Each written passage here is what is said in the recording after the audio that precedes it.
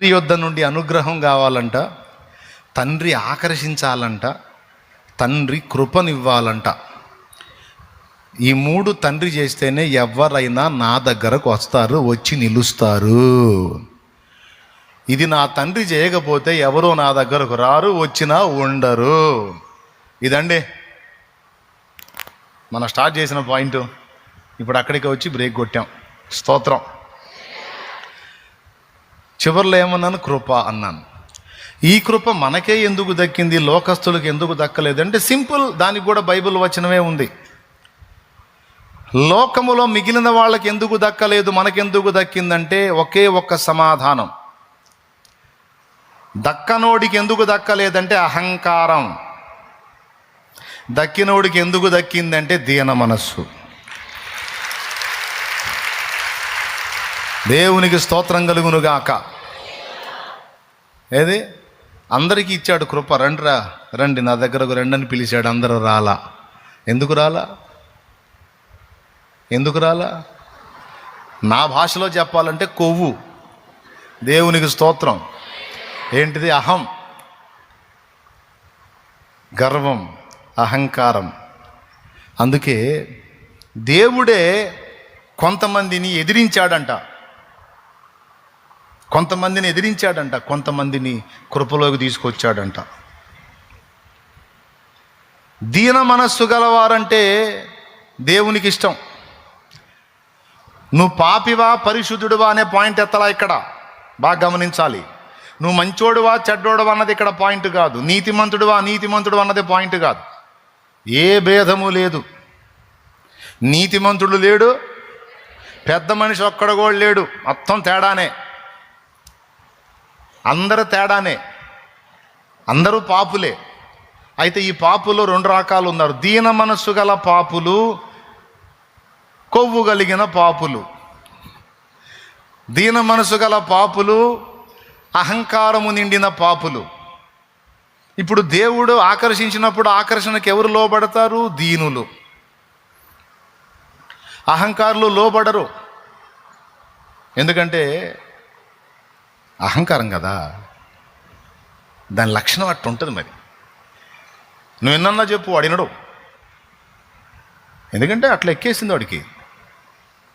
రే ఇది డేంజర్ రా, నువ్వు సరి చేసుకోరా అంటే వినడు వాడు. అట్లా ఎక్కేసింది వాడికి. కానీ దీన మనసు గలవారు వినయంతో విధేయతతో ఆయన పిలుపొందుకొని పరిగెత్తుతారు. నా గొర్రెలు నా స్వరము వినును అన్నాడు యేసయ్య. నా గొర్రెలు. అది యేసయ్య గొర్రెలకు ఉన్న లక్షణం ఏంటి? యేసయ్య కాపరా కాదా? మనం గొర్రె పిల్లలు. ఓకే, ఇంత విషయం చెప్పనా? కాపరిగా చెప్పుకున్నాడు, ద్వారము చెప్పుకున్నాడు. నేనే ద్వారమును అన్నాడు, నేను కాపరిని అన్నాడు. అంతేకాదు ఆయన గొర్రెపిల్ల కూడా అయి ఉన్నాడు. లోక పాపములను మోసుకొని పోవు నా గొర్రెలు నా స్వరం వినును అంటే యేసయ్యలో ఉన్న లక్షణమే ఈ గొర్రెల్లో కూడా ఉంది. ఒక లక్షణం ఏంటంటే దీన మనస్సు. ఏ మనస్సు? దీన మనస్సు. ఈ దీన మనస్సు దేవుణ్ణి ఆకర్షించిద్ది, దేవుని ఆకర్షణకు కూడా లోబడిద్ది. దేవుణ్ణి ఆకర్షించాలని ఎంతమందికి ఉంది? దేవుణ్ణి ఆకర్షించాలి. నన్ను చూసి దేవుడు ఆకర్షింపబడాలి. ఓకే, నీకుందా? నాకు కూడా ఉంది. నన్ను చూసి దేవుడు ఆకర్షింపబడాలి. ఒకటి దీన మనస్సు కలిగి ఉండు, పెద్ద ఆకర్షణ. ఇక నువ్వు దేవుని ఎదుట దీన మనస్సు కలిగి నువ్వు ఉండు, ఇక అంతకు మించిన అందం లేదు. ఇక నువ్వు ఎన్ని మేకప్లు వేసినా రాదా అందం. దేవునికి స్తోత్రం. నువ్వు ఎన్ని మేకప్లు వేసినా మనుషుల్ని మెప్పించగలవేమో కానీ దీన మనస్సు లేకుండా దేవుని మెప్పించలేవు. దేవుడు మెచ్చుకోవాలి, దేవుడు ఒప్పుకోవాలి, దేవుడు నీకు ఆకర్షితుడు కావాలి అంటే ఒకే ఒక్క వస్త్రము నీవు ధరించాలి. దీన మనస్సు అను వస్త్రము నీవు ధరించాలి. అప్పుడు దేవుడు నీ వద్దకు ఆకర్షించబడతాడు. అండ్ దేవుడు కూడా నిన్ను ఆకర్షించుకోగలుగుతాడు. దీనులకే కృపనిస్తానన్నాడు. కృప అందరికీ నేను ఇవ్వాలనుకుంటున్నా కానీ అందరూ పొందలేరు. ఎవరు పొందుతారంటే దీనులు పొందుతారు. రైట్. ఈరోజు మనకు దక్కిన ఈ కృప లోకస్తులకు దక్కకపోవడానికి కారణం ఏంటంటే అహంకారం. మనకు దక్కడానికి కారణం ఏంటంటే దీన మనస్సు. ఇది మీకు స్పష్టంగా అర్థమైందని నేను అనుకుంటున్నాను. ఇకపోతే ఈ దీన మనస్సు గల వారికి ఏమి ఇచ్చాడయా అంటే కృప ఇచ్చాడు. కృప 2 అక్షరాలు, ప్రేమ 2 అక్షరాలు. ప్రేమ అనే 2 అక్షరాల్లో బోల్డ్ అంత సబ్జెక్ట్ ఉంటుంది. కృప అనే 2 అక్షరాల్లో కూడా బోల్డ్ అంత సబ్జెక్ట్ ఉంటుంది. తండ్రి ద్వారా ఎవరికైనా కృప అనుగ్రహించబడకపోతే ఎవ్వడు నా దగ్గరకు రాడు, నన్ను విశ్వసించలేడు అన్నాడు.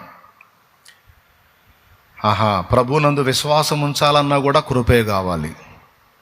రైట్. అన్నిటికీ ఆధారం దేవుని కృప. పోరాటంలో జయం కావాలంటే దేవుని కృపే కావాలి.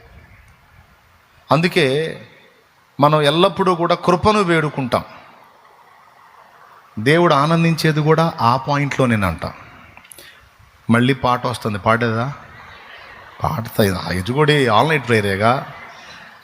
పాడుతూ ఉంటే అది మోగుతూ ఉంటే మీరు కూడా గుర్రముల నరులందలి బలమునానందించడు, గుర్రముల నరులందలి బలమునానందించడు, కృపను వేడు వారిలో సంతసించువాడని, కృపను వేడు వారిలో సంతసించువాడని, దేవునికి స్తోత్రము గానము చేయుటయే మంచిది, మనమందరము స్తుతి గానము చేయుటయే మంచిది. దేన్ని బట్టి సంతోషపడతాడంట? కృపను వేడే వాళ్ళని బట్టి సంతోషపడతాడంట. దేవుని దగ్గరకు వచ్చి నీ బల ప్రదర్శనలు చేయొద్దు.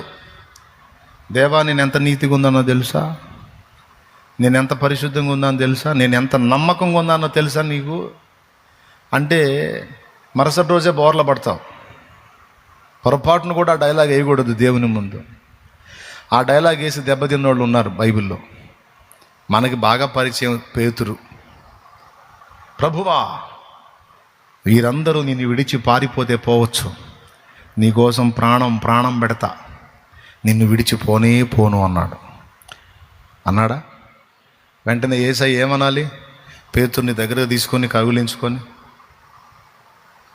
ఎంత ప్రేమ బిడ్డ నేనంటే నీకు, ఎంత నమ్మకస్తుడో బిడ్డ, ఎంత పెద్ద వాగ్దానం చేసావు బిడ్డ, ప్రాణమైనా ఇస్తావు కానీ వదలవా, అబ్బా చాలా ఆనందంగా ఉంది బిడ్డ నాకు నీ మాటను బట్టి అన్నాడా? అల్లా ఏంది, నా కోసం ప్రాణం పెడతావా, వీరందరూ పారిపోయినా నువ్వు ఉంటావా? సిమను, ఈ రాత్రి కోడి కుయ్యకు మునుపు 3 సార్లు అసలు నువ్వు నేనెవరో తెలియదని అబద్ధం ఆడతావు, ఆ తర్వాతే కోడి కూస్తుంది, గుర్తుపెట్టుకోమని.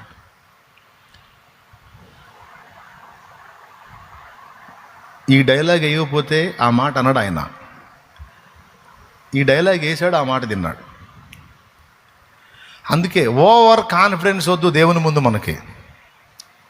నేను ఇంత మంచివాడిని, ఇంత మంచిదాన్ని, ఇంత నీతిమంతుడిని, ఇంత నీతిమంతురాలని, ఇంత పరిశుద్ధురాలని, ఇంత పరిశుద్ధుణ్ణి, ఇవన్నీ దేవుని ముందు ఎగస్టాలు. దేవుని ముందు వద్దు.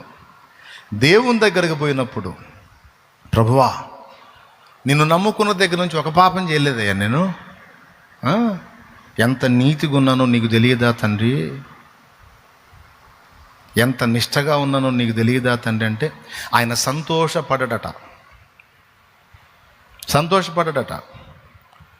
నువ్వు ఎంత నీతిగా నియమంగా ఉన్నా మంచిది, సంతోషం, నీకు నాకు సంతోషం, మనసులో ధైర్యం, ఆనందం, ఓకే.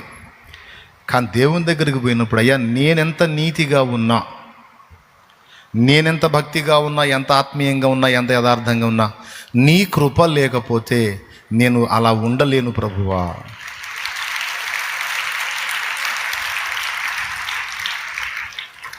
నీ కృప ద్వారానే నేను ఉండగలిగానయ్యా. అయినా నేను ఉన్నప్పటికీ కూడా నీ కృప నాకు అవసరం. నేను ఎంత మంచిగా ఉన్నా, ఎంత మంచి ఉండైనా, ఎంత మంచిదాన్నైనా ఎక్కడో చోట నాకు తెలియని లోపాలు నీకు కనబడతాయి. కాబట్టి ఎందుకు ఎగస్టాలు నీ దగ్గర? నీ కృప చాలు నాకు, నీ కృపే అని కృపను ఘనపరిచావనుకో, కృపను హైలైట్ చేసావనుకో, దేవుడు హ్యాపీ, శబాష్ అంటాడు. నీ నీతి నియమాలను హైలైట్ చేసావనుకో, వ్యాజ్యం పెట్టుకుంటాడు, కదా తేల్చుకుందాం అంటాడు. ఎందుకు వచ్చిన గొడవ? స్తోత్రం. ఏమైనా అర్థమైందా నేను చెప్పింది? దేవుని దగ్గరికి పోయినప్పుడు ఏం చేయాలి?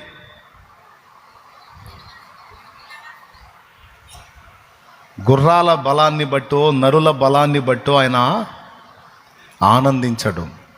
కృపను వేడు వారిలో సంతోషించేవాడని ఆయన గురించి రాయబడి ఉంది.